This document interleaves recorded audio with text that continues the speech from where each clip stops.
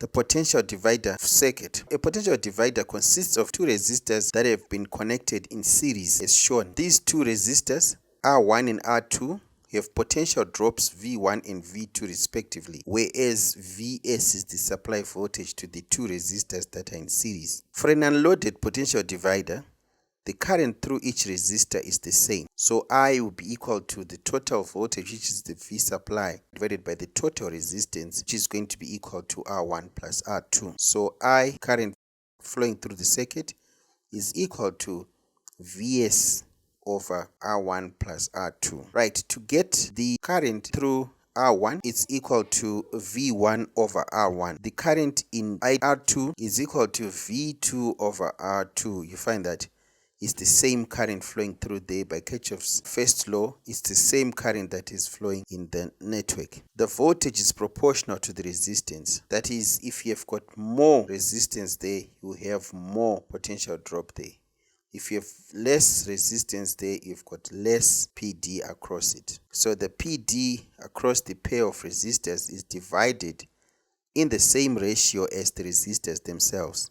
Practically, the indication of this is that if R1 is far greater than R2, then V1 is more or less the V supply voltage. And if R1 is far less than R2, then V1 is close to 0. Suppose we connect here and say this is our V out. So if this resistance is far greater than this one, which means it gets the lion's share of the total PD that is on offer from the supply. And if this one is far less than this one, it means that all the potential difference is going to be found across R2 and nothing will be left across the output voltage here. So which means the output voltage will approach 0. The potential divider equation can be derived by rearranging the ratios above to give V1 is equal to R1 over R1 plus R2 times Vs.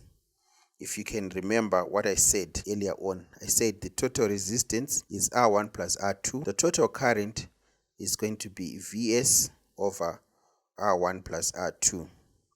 So which means if you want to find the voltage across the V1, it's going to be the current times the resistance. So the current, I've said that it is Vs over R1 plus R2. So that will be this Vs divided by R1 plus R2. That's the current. Now this current, that's Vs over this, times the resistance. This one gives you the potential difference. I hope that is clear. The circuit itself provides a way to tap off a voltage between 0 and Vs. This can be done using a rheostat. So instead of having two resistors that are connected in series, we can have one variable resistor, and then when you divide it, like that is when the pointer is right there, which means you've got a resistance up and a resistance down. The resistance down is the one that is responsible for the V out. So a low resistance here would mean a low PD output. So the system is called a potentiometer. Now let's look at this example. Calculate V naught at the points A to D between the 0 volt line and the minus 10 volt line as shown. So here we have 0 and 20 volts there. Then here minus 10 volts and 20 volts there. That's what they mean, minus 10 volts. So 0 and minus 10. Now for the first case here, we have 0 to 20. So applying the potential divider formula, the potential at A is going to be equal to R1 over R1 plus R2 times V in. So it's going to be 1 over 24 plus 1, which is 25. So 1 over 25 times 20, you find that you get 0.8 volts. Then for B, it's going to be 18 over 20 times 20, which is 18 volts. Now when we come to the third one, which is C, we have minus 10 volts and then 20 volts there. So which means that the potential difference is going to be 20 minus 10, which is going to be 30 volts. So that's going to be our V in, 30 volts. Now to get the potential at C, we are going to consider where we are coming from. So we are coming from minus 10, right? So if you say 3 over 9, by 30. Whatever you get there, you add it to minus 10 volts. That will be the voltage at C, 10 volts. Which means you are moving from minus 10 volts and moving 10 steps up. So that will be minus 10 plus 10. So which means at C we're going to get 0 volts there. I hope you understand. Similarly, on this one, it's going to be 10 over 20 times 30. 10 over 20 times 30, that's half of 30, which is 15. So we are moving 15 steps from minus 10. So 15 steps from minus 10 ends up at 5 volts. Please let me know in the comments if you are struggling with this potential divider calculation. Example: effect of a load on output PD. Find the PD across the 3700 ohm resistor without a voltmeter connected across it.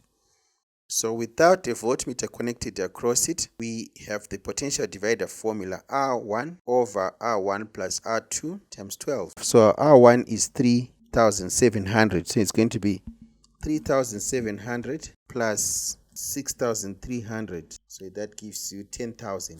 So it's going to be 3700 over 10,000. That gives you 0.37. 0.37 times 12. That gives you 4.44.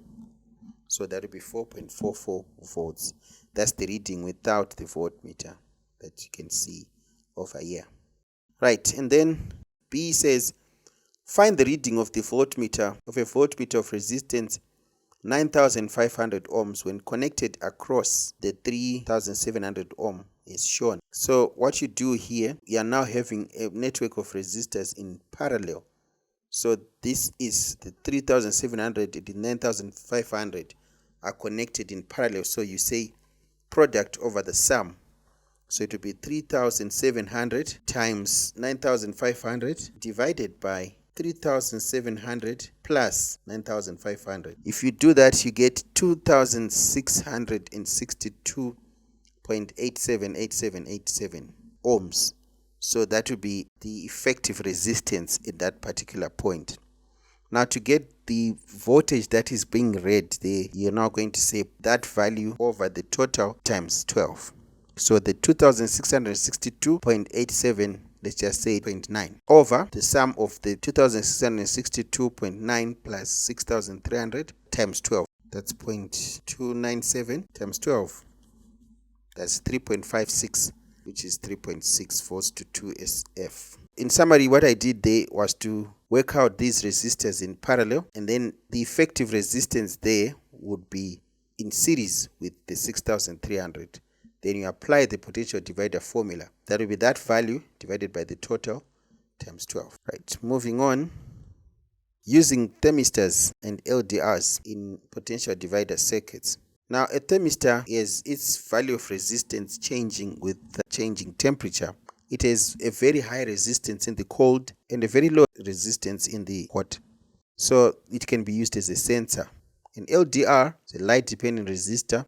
Its resistance depends on light intensity. In the dark, its resistance is very high, and in the light, its resistance is very low. So it can also be used as a light sensor. When the thermistor cools, its resistance increases. It takes a bigger share of the input voltage, so V0 rises. So let's look at it. So right here, when it is cold, the resistance is very high. So V out will be approaching V in. When it becomes hot, the resistance falls. So which means the output voltage here approaches 0. A heater can be switched on if V0 rises above a certain value. What is V0 if the Ldr has resistance of 6 mega ohms in the dark and 1 kilo ohm in the light? Okay, so in the dark we have 6 mega ohms here. So it is 6 mega, which is 6 million, or 6 times 10 to the power of 6, divided by 6 mega plus 12 kilo times 9. So that will be the value, to be a very high value. Then in the light, we have 1 kilo divided by 13 kilo times 9. The voltage will be very, very low. Use the potential divider formula. In the dark, you find it to be 8.98, which is almost the 9 volts that you have here. Then in the light, you have 0.69 volts, which is almost 0. The circuit can be used to switch on a lamp automatically as darkness falls. Then lastly, we are going to use a potential divider to provide variable voltage output. Two resistors are replaced by a single conductor with a sliding contact to the conductor. The conductor could be a long straight wire or a coiled wire or a strip of carbon. When the potential divider is used this way, it's called a potentiometer. There's an example where we worked this one. Going back to IGCSE, you know that resistance is proportional to length and inversely proportional to the cross-sectional area. So the longer the length, the more the resistance. So we're going to work with length here. So big L there is the total length of the conductor. Then L naught, that is where the pointer is. So L naught over L times V in will give you the V out that is registered on the voltmeter. So we assume that the length of the wire is uniform. We can use a potentiometer to compare PDs, right? So we have a driver cell and then we have our test cell placed there. The wire has a uniform cross-sectional area, so its PD per centimeter is constant along the length. That is, if we have LAB, that is the total length, that would give you the total voltage of the driver cell. So VAC is proportional to LAC. So the voltage there is proportional to the length in that case. Because remember I said the resistance is proportional to the voltage, therefore the voltage is also proportional to the length. The potentiometer is first calibrated with a standard cell. So we place a standard cell, e.g. a Daniell cell. Remember those Daniell cells which have specific values. Those that do chemistry, you know from electrode potentials. So 1.08 volts, that's standard. So we first of all place it there, and then we look right at the balance point there, and then we now know that that point there is 1.08 volts, and then we calibrate the whole line using simple proportion. So the balance point is found when the meter gives a null deflection, that is the center zero galvanometer. Suppose the balance point is 50 centimeters with the standard cell, then PD per division will be 1.08 divided by 50, which gives you 0.02 volts per centimeter. So we can then use that. Now when you take the test cell, you then place it, it will lie right on one of the divisions. Then you work out the EMF of the cell using your sensitivity, which is volts per centimeter there. So at the balance point, the PD across AC, that is the distance AC, pushing current one way through the meter is exactly balanced by the cell's EMF, pushing current the other way. The cell of unknown EMF is placed, and then a new balance point is found. And then using the sensitivity that we found, we can then calculate the EMF of the unknown cell. Right, so I think that marks the end of this video. I hope you have understood what I've just been trying to put across. If for any reason you did not understand any part of it, please do not hesitate to write your comments. Signing out.